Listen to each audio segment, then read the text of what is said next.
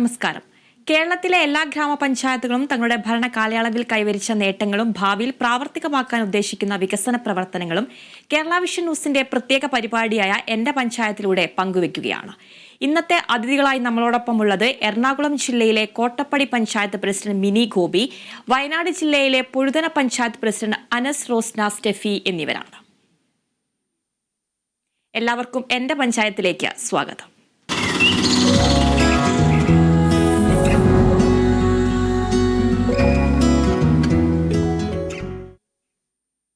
ഇന്ന് എന്റെ പഞ്ചായത്ത് ആദ്യം പോകുന്നത് എറണാകുളം ജില്ലയിലെ കോട്ടപ്പടി പഞ്ചായത്തിന്റെ വികസന പ്രവർത്തനങ്ങളിലേക്കാണ്. President mini ഗോപിയുണ്ട്. നമസ്കാരം ശ്രീമതി മിനി. നമസ്കാരം. കോട്ടപ്പടി ഗ്രാമപഞ്ചായത്ത് ഒരു മലയോര മേഖലയാണ്. 13 വാർഡുകളാണുള്ളത്. അതിൽ 3 വാർഡുകളും വനമേഖലയാണ്. അതുപോലെ തന്നെ കാർഷിക മേഖലയെ ആശ്രയിക്കുന്ന ഒരുപാട് കുടുംബങ്ങളാണ് അവിടെയുള്ളത്. കാർഷിക മേഖലയിൽ എന്തൊക്കെ വികസന പ്രവർത്തനങ്ങളാണ് പഞ്ചായത്ത് നടത്തി വരുന്നത്? കാർഷിക മേഖല ആയതുകൊണ്ട് തന്നെ വന്യജീവി ആക്രമണങ്ങളൊക്കെ ഉണ്ടാകാറുണ്ടോ?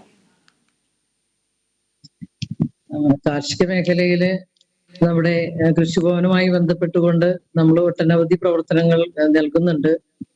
നെൽകൃഷിക്ക് സബ്സിഡി, അതുപോലെ പുരയുടെ കൃഷി, അങ്ങനെയുള്ള കാര്യങ്ങൾ ചെയ്യുന്നുണ്ട്. അതില് നമുക്കറിയാം 3 വാർഡുകളില് ഏറ്റവും വനവുമായി ബന്ധപ്പെട്ട് കിടക്കുന്ന വാർഡുകളാണ് 1, 3, 4 വാർഡുകൾ. കൂടാതെ ഇപ്പോ വനത്തിന്റെ പ്രദേശം അല്ലെങ്കിൽ കൂടി 3 വാർഡുകൾ കൂടി അങ്ങനെ 6 വാർഡുകളിലേക്ക് വന്യമൃഗങ്ങളുടെ ശല്യം ഇപ്പോൾ അനുഭവപ്പെടുന്നുണ്ട്.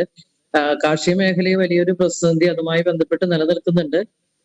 എന്നാലും നമ്മള് എല്ലാ വർഷവും പഞ്ചായത്ത് കാർഷിക മേഖലയ്ക്ക് വേണ്ടി പദ്ധതി മാറ്റിവെച്ചുകൊണ്ട് തന്നെ കർഷകരെ സംരക്ഷിക്കുന്നതിന് വേണ്ടിയിട്ടുള്ള നടപടികൾ സ്വീകരിച്ചുകൊണ്ട് വരികയാണ്.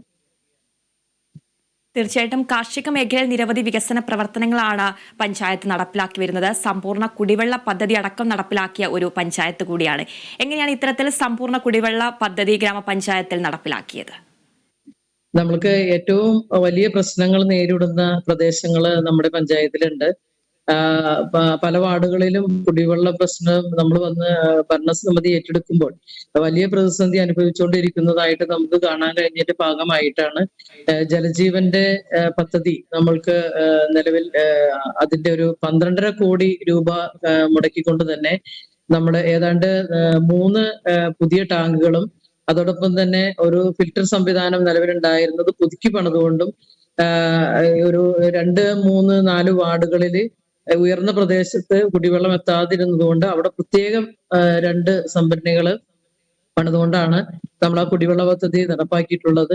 അതോടൊപ്പം തന്നെ നമ്മുടെ പഞ്ചായത്തിലെ പ്രദേശത്ത് തന്നെ ഒരു വലിയ സംഭരണി ഉണ്ടായിരുന്നു. അത് കാലവർഷം പഴക്കം ചെന്നൊരു ടാങ്ക് ആയതിന്റെ ഭാഗമായിട്ട് 1 ലക്ഷം ലിറ്ററിന്റെ ഒരു പുതിയ ടാങ്ക് കൂടി സ്ഥാപിച്ചുകൊണ്ട് ഏതാണ്ട് 12.5 കോടിയുടെ മുടക്കിക്കൊണ്ടാണ് നമ്മൾ കുടിവെള്ള പദ്ധതി നടത്തിയിട്ടുള്ളത്. അതോടൊപ്പം തന്നെ ആവശ്യമുള്ളവർക്ക് ഹൗസ് കണക്ഷനുകളും കൊടുത്തുകൊണ്ട് അത് സമ്പൂർണ്ണ ഒരു കുടിവെള്ള പദ്ധതിയാക്കി തന്നെ മാറ്റാൻ കഴിഞ്ഞിട്ടുണ്ട്.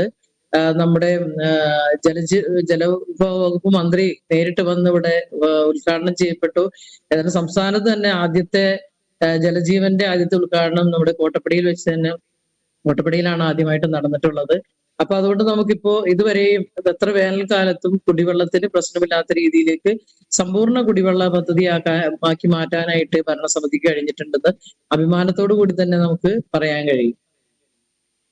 തീർച്ചയായിട്ടും കുടിവെള്ളക്ഷാമമൊക്കെ നേരിടുന്ന ഒരു കാലഘട്ടമാണ്. ആ ഒരു കാലഘട്ടത്തിൽ കോട്ടപ്പടി ഗ്രാമപഞ്ചായത്തിൽ ഇത്തരം കുടിവെള്ളക്ഷാമം രൂപപ്പെടുന്നില്ല എന്നുള്ളതും അതുപോലെ തന്നെ ഇത്തരത്തിലുള്ള സമ്പൂർണ്ണമായിട്ടുള്ള കുടിവെള്ള പദ്ധതിയൊക്കെ ആവിഷ്കരിച്ച് നടപ്പിലാക്കിയിട്ടുണ്ട്.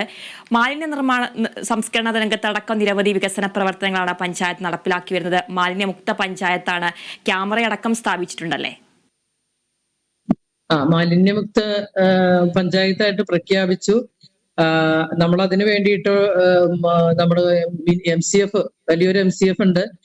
കൂടാതെ നമുക്ക് എല്ലാ വാർഡുകളിലും മിനി MCFും അതോടൊപ്പം ബോട്ടിൽ ബൂത്തുകളും ഇപ്പോൾ നിലവിൽ എല്ലാ വാർഡുകളും സ്ഥാപിച്ചിട്ടുണ്ട്. കൂടാതെ ഈ വർഷവും അതിന്റെ കൂടെ തന്നെ വീണ്ടും പദ്ധതികൾ വെച്ചിട്ടുണ്ട്. അതോടൊപ്പം 2 വാർഡുകളിൽ വലിയൊരു മാലിന്യ പ്രശ്നം കണ്ടതിന്റെ ഭാഗമായിട്ട് അവിടെ ആ പ്രദേശങ്ങളിലായിട്ടുള്ള ക്യാമറകൾ സ്ഥാപിച്ചിട്ടുണ്ട്.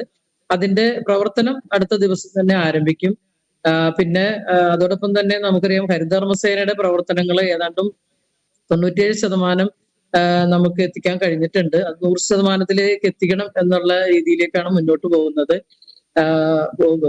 പല രീതിയിൽ തന്നെ മാലിന്യ പ്രവർത്തനങ്ങളുമായി ബന്ധപ്പെട്ടുള്ള പ്രവർത്തനങ്ങൾ നടന്നുകൊണ്ടിരിക്കുകയാണ്. തീർച്ചയായിട്ടും കാർഷിക മേഖലയ്ക്ക് ഊന്നൽ നൽകുന്നത് പോലെ തന്നെ ആരോഗ്യ മേഖലയ്ക്കും നിരവധി വികസന പ്രവർത്തനങ്ങളാണ് നടത്തിവരുന്നത്. ആരോഗ്യ മേഖലയിൽ ആർദ്ര കേരളം പുരസ്കാരം അടക്കം ലഭിച്ചിട്ടുള്ള ഒരു പഞ്ചായത്ത് കൂടിയാണ്. എങ്ങനെയാണ് ഇത്തരത്തിലുള്ള നേട്ടങ്ങളൊക്കെ പഞ്ചായത്തിന് കൈവരിക്കാൻ സാധിച്ചത്? നമുക്ക് ആരോഗ്യ മേഖലയിൽ ആയുർവേദം, ഹോമിയോ, അലോപ്പതി കൂടാതെ നമ്മുടെ അലോപ്പതിയുമായി ബന്ധപ്പെട്ട് 4 സബ് സെന്ററുകളുണ്ട്. അത് പൂർണ്ണമായിട്ടും നമ്മൾ അതിന്റെ നവീകരണം പൂർത്തീകരിക്കപ്പെട്ടിട്ടുണ്ട്.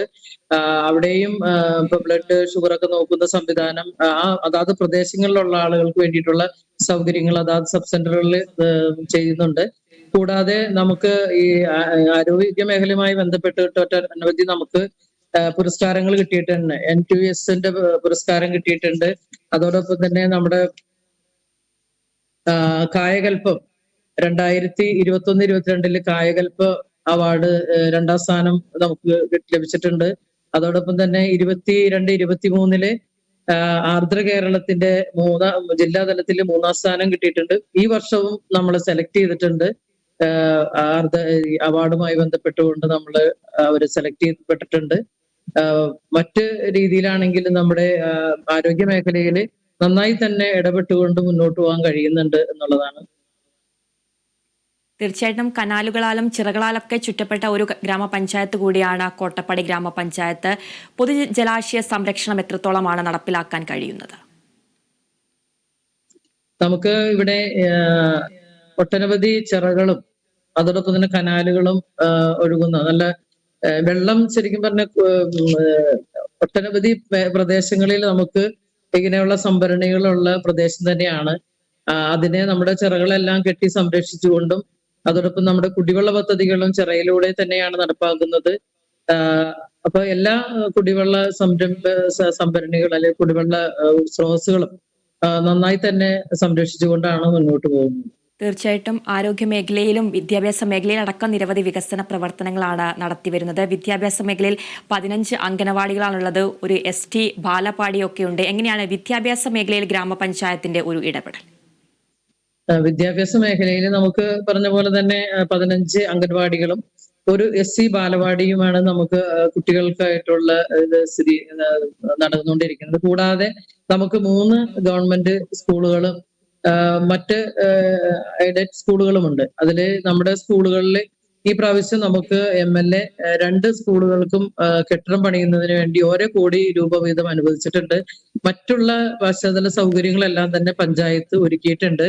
അപ്പൊ നമ്മുടെ സ്കൂളുകള് 3 സ്കൂളിലെ ഒരു സ്കൂൾ ഏതാണ്ട് പൂർണ്ണമായിട്ട് തന്നെ നമുക്ക് നന്നായി കെട്ടിടമൊക്കെ പണിയാൻ കഴിഞ്ഞിട്ടുണ്ട്.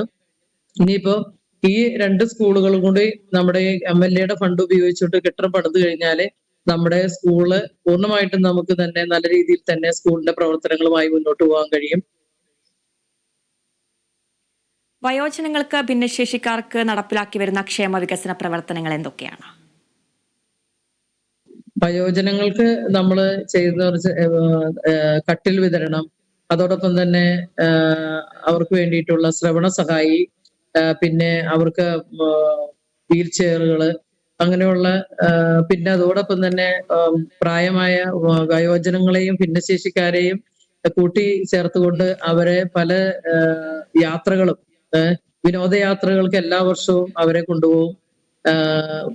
വീൽ ചെയർ ആയിട്ടുള്ള ആളുകളാണെങ്കിലും അവരെ നമ്മൾ ഒരു ദിവസത്തെ 1 ഡേ ടൂറായിട്ട് കൊണ്ടുപോയി അതോടൊപ്പം തന്നെ അങ്ങനെയുള്ള ഒരു ആശ്വാസ പരിപാടികളും ചെയ്യുന്നുണ്ട്. കൂടാതെ തന്നെ നമുക്ക് വയോജനങ്ങളുടെ 2 പകൽ വീടുകളുണ്ട്. അത് നമുക്ക് അടുത്ത വർഷത്തേക്ക് അവരെ അതിന്റെ പ്രവർത്തനങ്ങൾ നടത്തുന്നതിന് വേണ്ടി ആലോചിച്ചിട്ടുണ്ട്.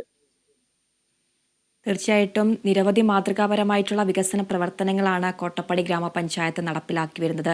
സ്ത്രീ ശാക്തീകരണ രംഗത്ത് സ്ത്രീകളുടെ ഉന്നമനത്തിന് വേണ്ടിയിട്ട് എന്തൊക്കെ പദ്ധതികളാണ് ഗ്രാമപഞ്ചായത്ത് നടപ്പിലാക്കുന്നത്? അതിൽ നമുക്ക് കൂടുതൽ കുടുംബശ്രീയുമായി ബന്ധപ്പെട്ടുകൊണ്ടാണ് സ്ത്രീ ശാക്തീകരണവുമായി ബന്ധപ്പെട്ട് പ്രവർത്തനങ്ങളുമായി മുന്നോട്ട് പോകുന്നത്. അവർക്ക് കുടുംബശ്രീ വഴിയും അതോടൊപ്പം തന്നെ കൃഷിഭവൻ വഴിയുമുള്ള വിത്തുകൾ വിതരണം ചെയ്തുകൊണ്ടും അതോടെ JLG ഗ്രൂപ്പുകൾ സംരംഭ ഗ്രൂപ്പുകള്, അതോടൊപ്പം തന്നെ നമ്മുടെ പഞ്ചായത്ത് തലത്തിലും ഗ്രൂപ്പ് സംരംഭങ്ങൾക്കുള്ള സഹായങ്ങള്, വനിതകൾക്ക് അവരുടെ സംരംഭകത്തിന് സഹായിക്കുന്നതിന് വേണ്ടിയിട്ട് 2 വീലറുകള്, ഇതൊക്കെയാണ് നമ്മൾ ഇതുമായി ബന്ധപ്പെട്ടിട്ട് അവർക്ക് വേണ്ടി ചെയ്തിട്ടുള്ളത്. അതുപോലെ വനിതകൾക്ക് അവരെ അവര് സ്വയം പര്യാപ്തരാകുന്ന രീതിയിലേക്ക് മാറുന്നതിന് വേണ്ടിയിട്ടുള്ള ഒരു പ്രവർത്തനമായിട്ടാണ് നമ്മൾ മുന്നോട്ട് പോകുന്നത്. ഈ ഗ്രാമീണ റോഡുകൾ, വഴിവിളക്ക് സംവിധാനങ്ങളൊക്കെ എത്രത്തോളമാണ് നവീകരിക്കാൻ സാധിച്ചിട്ടുള്ളത്? നമുക്ക് വഴിവിളക്കുകള് പൂർണ്ണമായി തന്നെ നമുക്കറിയാം, ഞാൻ പറഞ്ഞല്ലോ 3 വാർഡുകളില് നമുക്ക് വന്യമൃഗശല്യമുണ്ട് എന്നുള്ളത് കൊണ്ട് വന്യമൃഗശല്യമുള്ള പ്രദേശങ്ങളിൽ കൂടുതൽ വഴിവിളക്കുകൾ സ്ഥാപിച്ചുകൊണ്ടും നമ്മുടെ പഞ്ചായത്തിൽ സമ്പൂർണ്ണ വഴിവിളക്കുകൾ പൂർത്തീകരിച്ച് ഒരു സ്ഥലത്തും വെട്ടമില്ല എന്നുള്ളൊരു പരാതി ഇല്ലാത്ത രീതിയിൽ നമുക്ക് വഴിവിളക്കുകൾ സ്ഥാപിക്കാൻ കഴിഞ്ഞിട്ടുണ്ട്. കൂടാതെ നമ്മുടെ ഈ ഒരു ബാങ്കിന്റെ പദ്ധതിയുമായി ബന്ധപ്പെട്ടുകൊണ്ട് അവരുടെ CSR ഫണ്ട് ഉപയോഗിച്ചുകൊണ്ട് കുറച്ച് സോളാർ ലൈറ്റുകളും കൂടി സ്ഥാപിച്ചിട്ടുണ്ട്. അതുകൊണ്ട് വെളിച്ചത്തിന്റെ കാര്യത്തിൽ കോട്ടപ്പടിയിൽ ഒരു പരാതിയും വരാത്ത രീതിയിൽ സമ്പൂർണമായി തന്നെ വെളിച്ചം പദ്ധതി നടപ്പാക്കാൻ കഴിഞ്ഞിട്ടുണ്ട്. തീർച്ചയായിട്ടും പ്രകാശം തന്നെയാണ് കോട്ടപ്പടി ഗ്രാമപഞ്ചായത്ത് എന്ന് പറയുന്നത്. ഇനിയുള്ള ഭാവി വികസന പദ്ധതികൾ എന്തൊക്കെയാണ്? നമുക്ക് ഇനി ഏറ്റവും പ്രധാനമായിട്ട് ഞാൻ പറഞ്ഞല്ലോ ആദ്യം തന്നെ, നമ്മുടെ പ്രദേശങ്ങളിൽ കനാലുകളും ചിറകളും തോടുകളും ഒക്കെ ഉള്ള പ്രദേശമാണ്. അപ്പോ നമ്മള് പലപ്പോഴും പല അപകടങ്ങളിൽ, വെള്ളത്തിൽ പോയിട്ടുള്ള അപകടങ്ങൾ പലപ്പോഴും നമ്മൾക്ക് അനുഭവപ്പെടാറുള്ളതാണ്. അതുകൊണ്ട് ഞങ്ങൾ കഴിഞ്ഞ സാമ്പത്തിക വർഷം തുടങ്ങി ആലോചിച്ച് ഈ വർഷത്തിലേക്ക് അത് നടപ്പാക്കാനായിട്ട് ആലോചിച്ചിട്ടുള്ളത് നമ്മൾക്കൊരു നീന്തൽക്കുളം. അപ്പോ നമ്മുടെ സ്പോർട്സ് മന്ത്രിയെ കണ്ടുകൊണ്ട് അതിനുവേണ്ടി സഹായങ്ങൾ അഭ്യർത്ഥിച്ചിട്ടുണ്ട്. അപ്പോ ഈ സാമ്പത്തിക വർഷത്തിൽ നമുക്കത് ഈ പറഞ്ഞ പോലെ തന്നെ ഒരു നീന്തൽ കുളം സ്ഥാപിക്കാനായിട്ട് പദ്ധതി ഇട്ടിട്ടുണ്ട്. അതാണ് നമ്മുടെ ഒരു വലിയ ഒരു പ്രൊജക്റ്റാണ്. ആ രീതിയിലേക്കുമായി മുന്നോട്ട് പോകുന്നു. തീർച്ചയായിട്ടും ഭാവി വികസന പദ്ധതികളൊക്കെ യാഥാർത്ഥ്യമാകട്ടെ എന്ന് ആശംസിക്കുകയാണ്. ഈ ലഹരി ഉപയോഗമൊക്കെ വർദ്ധിച്ചു വരുന്ന സാഹചര്യത്തിൽ ലഹരി വിരുദ്ധ പദ്ധതികളൊക്കെ എത്രത്തോളമാണ് ഗ്രാമപഞ്ചായത്ത് ആവിഷ്കരിച്ച് നടപ്പിലാക്കുന്നത്? ലഹരി വിരുദ്ധ അതുമായി ബന്ധപ്പെട്ടുകൊണ്ട് നമ്മൾ പല ക്യാമ്പുകള് സ്കൂളുകളിലാണ് കൂടുതലായിട്ട് അതുമായി ബന്ധപ്പെട്ടിട്ടുള്ള പ്രവർത്തനങ്ങൾ നടന്നിട്ടുള്ളത്. കാരണം കുട്ടികളിലൂടെയാണ് കൂടുതൽ നമുക്കതിനെ ആ പ്രവർത്തനത്തിൽ മുന്നോട്ട് പോകാൻ കഴിയുന്നത്. അപ്പൊ അതിനു വേണ്ടിയിട്ടുള്ള പ്രവർത്തനങ്ങൾ പഞ്ചായത്ത് തലത്തിൽ നമ്മുടെ കോട്ടപ്പടിയിൽ ഈ രീതിയിലേക്ക് ലഹരി വിമുക്ത പഞ്ചായത്താക്കി മാറ്റണം എന്നുള്ള ഒരു ഉദ്ദേശത്തോടു കൂടി തന്നെയാണ് പ്രവർത്തിക്കുന്നത്. തീർച്ചയായിട്ടും ജനങ്ങളുടെ ഏറ്റവും അടിസ്ഥാനപ്പെട്ട സൗകര്യങ്ങളിൽ ഒന്നാണ് വീട് എന്ന് പറയുന്നത്. പാർപ്പിട നിർമ്മാണം അല്ലെങ്കിൽ ഭവന പദ്ധതി എത്രത്തോളമാണ് ഗ്രാമപഞ്ചായത്തിൽ നടപ്പിലാക്കാൻ സാധിച്ചിട്ടുള്ളത്? നമുക്കിപ്പോ ഒരു 300ഓളം വീടുകൾ ഇപ്പോ ചെയ്തു കൊടുക്കാൻ സാധിച്ചിട്ടുണ്ട്. കുറച്ചൊക്കെ നിർമ്മാണത്തിലിരിക്കണം. എന്തായാലും വീടിനായിട്ട് അപേക്ഷിച്ചിട്ടുള്ള എല്ലാവരുടെയും അപേക്ഷകൾ സ്വീകരിച്ച് പൂർത്തീകരിക്കുന്ന രീതിയിലേക്ക് മാറിയിട്ടുണ്ട്. ഈ സാമ്പത്തിക വർഷം തന്നെ എല്ലാ വീടുകളും പൂർത്തീകരിക്കപ്പെടും. അതോടൊപ്പം നമ്മൾ സ്ഥലമില്ലാത്ത ആളുകളുടെ ഈ സാമ്പത്തിക വർഷത്തിലാണ് അവരെയും കൂടി സംയോജിപ്പിച്ചുകൊണ്ട് ഒരു പൂർണ്ണ ഇതിലേക്ക് തന്നെ മാറുന്ന രീതിയിലേക്ക് പോകാനാണ് ഉദ്ദേശിക്കുന്നത്. തീർച്ചയായും എറണാകുളം ജില്ലയിലെ കോട്ടപ്പടി ഗ്രാമപഞ്ചായത്തിന്റെ വികസന പ്രവർത്തനങ്ങളാണ് പഞ്ചായത്ത് പ്രസിഡന്റ് മിനി ഗോപി പങ്കുവച്ചത്. മാതൃകാപരമായിട്ടുള്ള പ്രവർത്തനങ്ങളാണ് പഞ്ചായത്ത് നടപ്പിലാക്കി വരുന്നത്. എല്ലാ ഭാവി വികസന പ്രവർത്തനങ്ങളും യാഥാർത്ഥ്യമാകട്ടെ എന്ന് ആശംസിക്കുന്നു. നന്ദി ശ്രീമതി മിനി ഗോപി.